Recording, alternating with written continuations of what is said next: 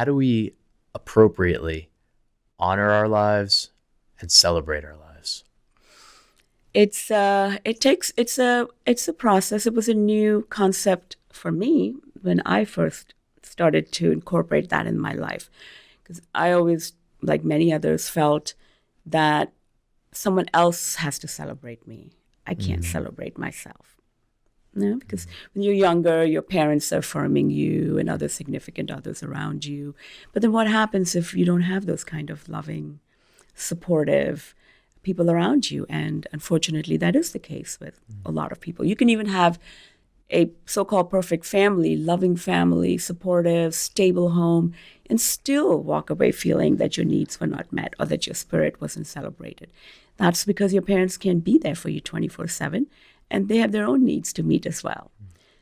So celebrating ourselves is our responsibility. And I think once we take responsibility for that, then finding what it is that makes us joyous. So I enjoy working with children. So I get a lot of my celebration with them because children are very joyous and they're very in the moment.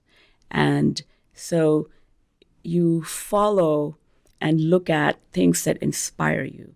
I looked at joyous role models who, to me, I learned a great deal from those whose life was not easy. And they were able to still stay connected with their joy, because those are my real teachers. It's great if somebody didn't have any challenges and life is easeful, wonderful. But I'm more likely to learn from someone who went through all that stuff. And how did they get beyond it? And how are they celebrating their life and maintaining the joy and then giving to others? So that's where the teaching and the sharing aspect comes.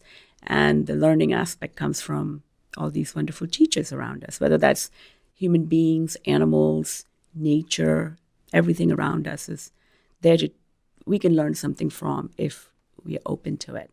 So celebrating yourself is just simple things, and it may sound corny or really childish at first, because there will be people who say to me, well, I don't feel joyful. What can I don't want to be faking joy.